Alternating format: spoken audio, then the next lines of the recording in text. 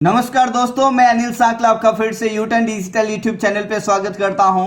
दोस्तों, मॉर्निंग में जो आपको मैं पीडीएफ भेजता हूं उसका जो है एक पार्ट तो मैंने पजल का सॉल्यूशन मैंने सेंड कर दिया है और यहां पर अब उसके आगे के जो 5 सवाल हैं जिसमें कोडेड इनइक्वालिटी के बारे में, तो उसका एक अलग वीडियो में मैंने ये 5 सवाल आगे के लिए हैं। तो दोस्तों यहां पर जो है 5 सवाल जो 6 से 10 से यहां पर लिखे हुए हैं, तो आप थोड़ा सा ध्यान दें कि आपको कोडेड इनइक्वालिटी कैसे सॉल्व करनी है, उसको आपको सीखना है। तो दोस्तों कोडेड इनइक्वालिटी में क्या होता है कि जो सिंबल्स हैं उसको एक अलग तरीके से यहां पर बोला जाता है।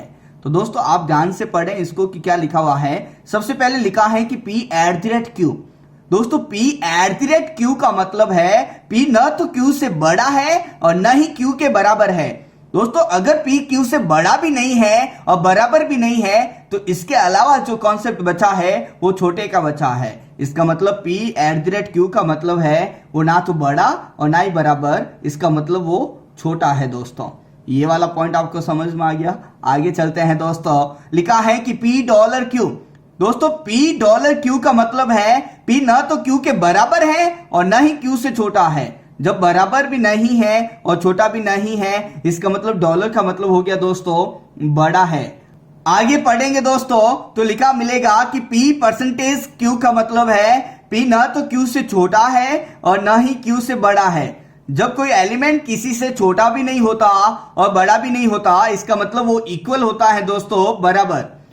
आगे का पॉइंट यहां पर है P&Q और इसका मतलब है P Q से छोटा नहीं है, और जब P Q से छोटा नहीं है दोस्तों तो वो P जो है Q से बड़ा भी हो सकता है और बराबर भी। तो आपको दोनों केस कंसीडर करने होंगे। तो यहां पर एंड का मतलब है ग्रेटर देन और इक्वल्स टू।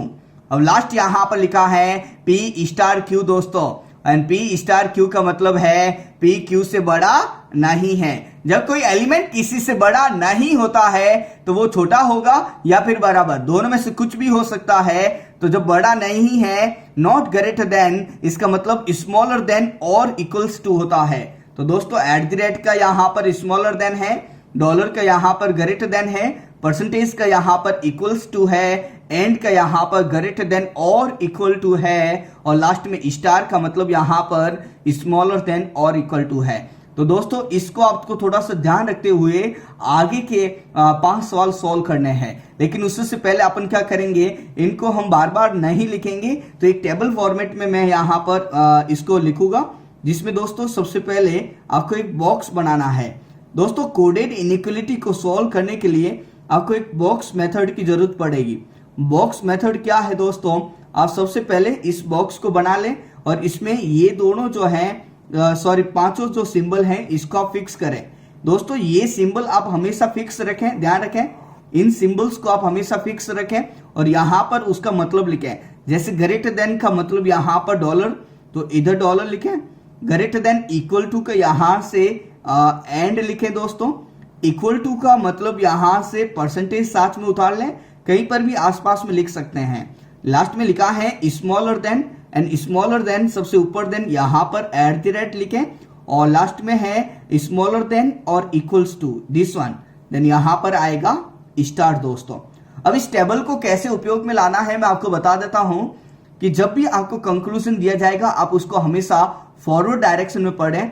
फॉरवर्ड होता है आगे से, दोस्तों आगे से पढ़ना है, फॉरवर्ड डायरेक्शन में आगे से। और जब जब तुम आगे चलोगे दोस्तों, जब जब आगे चलते हैं तो सिंबल को चेंज नहीं करते हैं, लेकिन जब जब आप बैकवर्ड चलते हैं तो आपको सिंबल को चेंज करना होगा।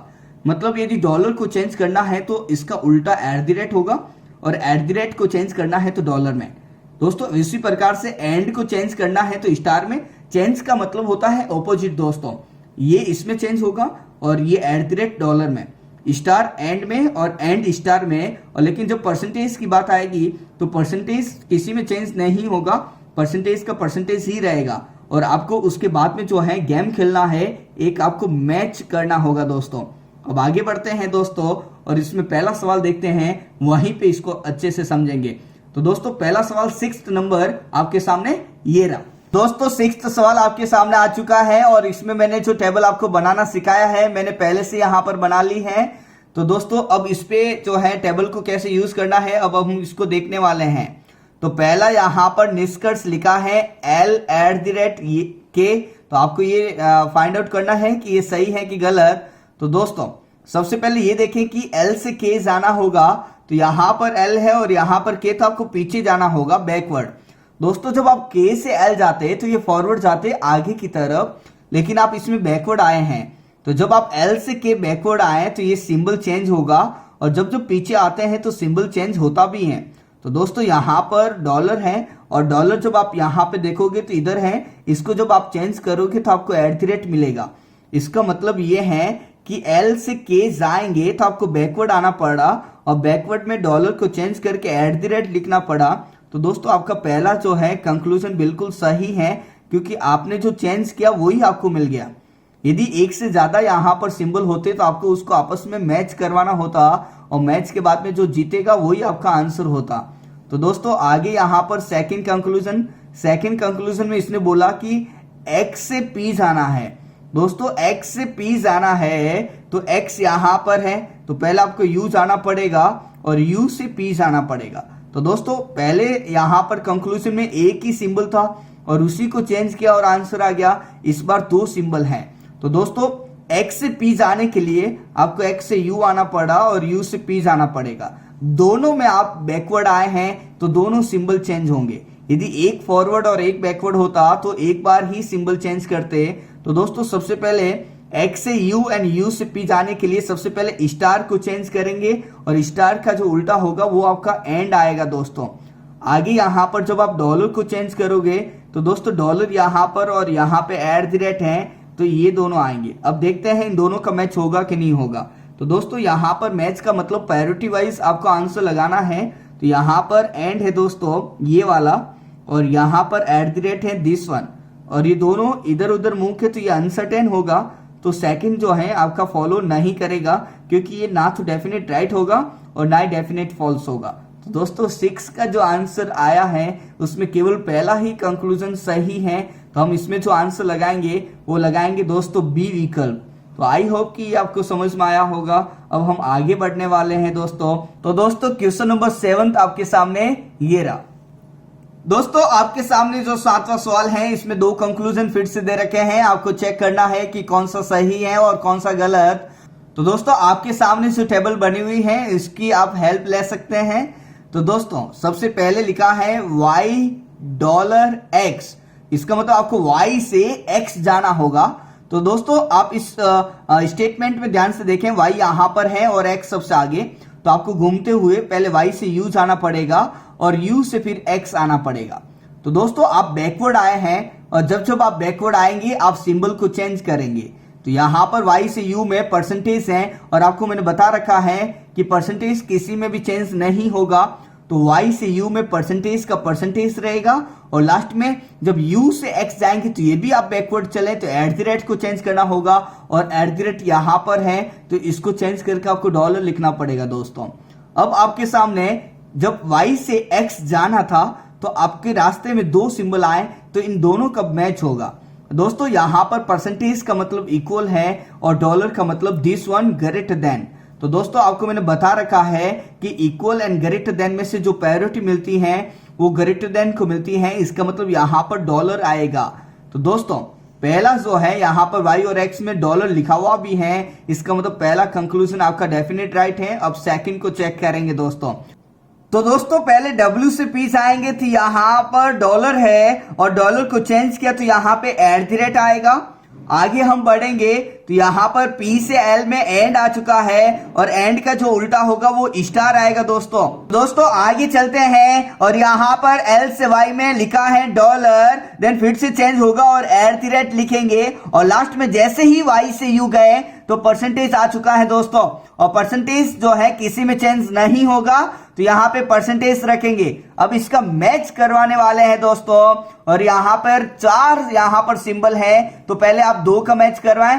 तो @ और स्टार का जब आप मैच करवाएंगे तो इस दोनों में से जो फर्स्ट प्रायोरिटी है उसको @ जीतेगा। ये खत्म हुआ। अब जब सेम सिंबल आते हैं, जैसे @ और @ का मैच होगा तो दोस्तों @ ही जीतेगा। लेकिन लास्ट में यहां पर एट द रेट और परसेंटेज का मैच करवाना पड़ा दोस्तों। और यहां पे एट द रेट है और इधर परसेंटेज है, तो बाहर का मैच जब अंदर से होता है तो फर्स्ट प्रायोरिटी की वजह से बाहर मतलब इस दोनों में से एट द रेट ही जीतेगा। तो दोस्तों W और U में जो रिजल्ट आया है उसमें एट द रेट आया है, तो इसमें सेकंड कंक्लूजन भी सही हुआ है। तो दोस्तों सेवंथ का जो आंसर होगा उसमें first and second both conclusion will be follow. इसका मतलब आपका जो आंसर लगाएंगे तो इसमें भी जो है आपका बी विकल्प होगा। तो दोस्तों सेवंथ का आंसर आया है बी। अब आगे बढ़ने वाले हैं क्वेश्चन नंबर 8वां। दोस्तों यहां पर आगे का जो सवाल है इसको आप ध्यान से देखें। इसमें जो निष्कर्ष दे रखे हैं कंक्लूजन, उसमें UW एंड सेकंड में WU। तो यहां पर आइदर और का केस हो सकता है, लेकिन यदि उससे पहले कोई डेफिनेट राइट हो गया तो फिर दोनों में आइदर और का केस नहीं बनेगा। तो दोस्तों U से W से आना है, तो U यहां पर है, W सबसे लास्ट में, तो आपको U से L से P, P से D और D से W पे जाना होगा। तो दोस्तों इन ये जितने भी सिंबल्स आए हैं सब में आप आगे की तरफ गए हैं और फॉरवर्ड जब भी जाते हैं तो सिंबल को चेंज नहीं करते हैं। तो दोस्तों आपके बीच रास्ते में परसेंटेज आया, फिर एंड आया, फिर एक बार और एंड आया है दोस्तों, एंड फिर लास्ट में डॉलर आया। अब इन चारों का जो मैच होगा और यदि जो रिजल्ट आया वो मिल गया तो आपका सही होगा। तो दोस्तों यहाँ पे परसेंटेज भी है और यहाँ पर एंड है, और बीच वाले का जब मैच होता है बाहर वाले से तो बाहर वाला जीतेगा। तो दोस्तों परसेंटेज और एंड में से यहाँ पर एंड निकलेगा। अब यहाँ पर दो एंड है और जब एंड का मैच एंड से ही होगा तो दोस्तों खुद का मैच खुद से तो खुद ही जीतेगा। और लास्ट में आपको एंड और डॉलर का मैच करवाना है, और एंड और डॉलर में से जब मैच करवाएंगे दोस्तों तो आपको मालूम है कि फर्स्ट प्रायोरिटी की वजह से जो जीतेगा वो डॉलर है। तो दोस्तों U और W में जो रिजल्ट आया है वो डॉलर यहां पर मिल गया, तो पहला कंक्लूजन डेफिनेट राइट हो गया।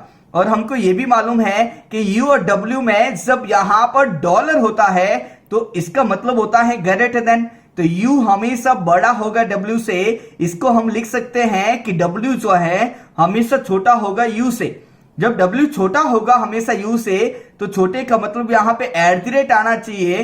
तो यदि U डॉलर W है तो आप डेफिनेट राइट करें, और W at the rate U है तो इसको भी डेफिनेट राइट करें।